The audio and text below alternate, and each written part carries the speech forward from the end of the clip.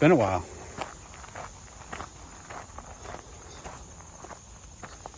So, it's been about a month and a half since I've been back. And I figured now would be a good time to take a hike and do a little post-trail update. Number one, physical. I'd say it took about a month and a half. Well, more like a month for my legs to start feeling right again. I enjoy climbing. I do indoor climbing, and when you're climbing on some of the smaller walls, the bouldering walls, you jump off when you're done. And my legs were so stiff that was just a nightmare. So, yeah, walking down steps and stuff like that. Yeah, especially in the beginning, I was doing a lot of myofascial release, rolling things out with a foam roller and a ball. And this little thing I have that's kind of like a rolling pin. It's a busy trail. But a lot of it was just time, I think. Even now I still have a little bit of aches in my knees and stuff. But it's all good, Weight. I came back, when I left I was 210. When I came back I was 182. A couple pounds came back pretty quickly. I think some of that was water weight. But yeah, it's hard to break that habit of, eating whatever you want. So I'm really trying to reel that in. Plus, and we'll get to that, post-trail depression. I tend to eat my feelings. So right now I'm back up to 195. So I'm trying to stop it there and hopefully go back in the other direction. It seemed like for a while, even though I was still eating a lot, that my body kind of kept up. Almost like my body was continuing to burn that level of calories every day. I don't know if that makes sense. Part of that might have been my body healing and recovering. So I know the body is a very interesting mechanism. And switch hands here. And sometimes it does things in an interesting way. Who knows? So, yeah. So let's get to the meat and potatoes, post-trail depression. The first 4 nights, every time I went to sleep, I would close my eyes and I was on a trail walking in the rain. That's it. It wasn't like a nightmare. It wasn't anxiety inducing or anything like that. It was just this very vivid image of me walking down a trail. Nothing happening, no actors, no other people involved, no drama, no weird dream type stuff. It was just me walking down a trail in the rain. And also sleeping in a bed. I did experience this on trail. Sleeping in a bed was odd. After a couple months, I slept better in my hammock and even in a shelter more than I did in a bed at a hostel. So that kind of continued for a while. And I've experienced this in other parts of my life. When I stop doing something that was basically consuming my days, this feeling of I'm supposed to be doing something. So after those dreams stopped, I started having these dreams of how am I going to get back up to Maine to finish? Which was very interesting. And that continued for a while. But no real depression, I had plans. I had my daughter, Well, I hit the ground. I come back and there's things that need to be done, you know? So that really didn't happen for me at that point. And here's the other side of this is I've always struggled with some sort of depression. You know, I believe that a lot of times it's situational and that I have an overreaction to situations that are less than ideal. I'm self-centered. That's what it is. And when my reality doesn't match the fantasy in my head, it causes me to suffer. You know? In this situation, ooh, something smells good. Somebody's cooking. In this situation, the reality is that I come back and I'm putting on the weight that I took off, that the work that I was expecting to come back to isn't happening as fast as I like. Interactions with, well, people around isn't exactly what I thought it would be like. And yeah, the world is not doing what I want it to. I'm okay. I'm taken care of. I've got a warm, dry place to sleep at night. I've got food in my belly, probably a little bit too much. And people in my life that love and care about me.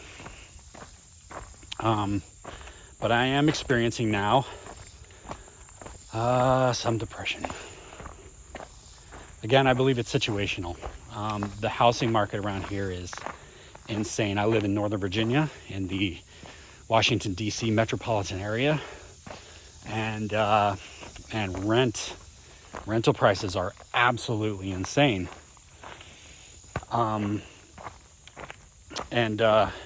even though we have high interest rates, if you're watching this right now, it's 2023 and interest rates are at like 7%, which I was hoping when I left would mean lower prices to entice people to buy, but people are holding firm. In the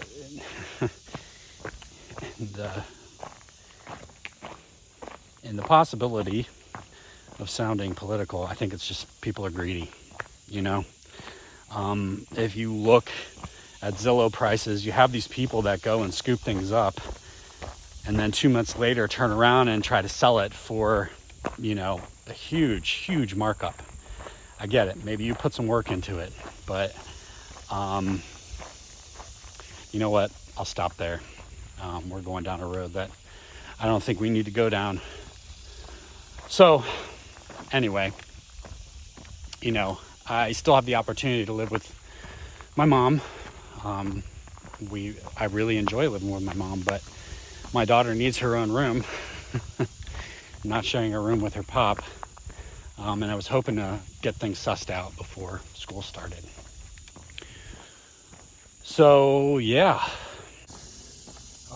physically, I got back to working out and immediately started feeling some pain. So I've had to dial back my workout regime, you know, which is counter to, you know, trying to stay fit and lose this weight. But you know, here's the other side of all this, is that I'm seeking solutions. Yeah, I get depressed and I eat my feelings, but you know, every day I put one foot in front of the other and I get out and I engage life. You know, I have a network of people that I talk to, and I talk about my feelings openly and honestly and sometimes brutally, about what's going on in my head. And they show up and allow and give me some perspective.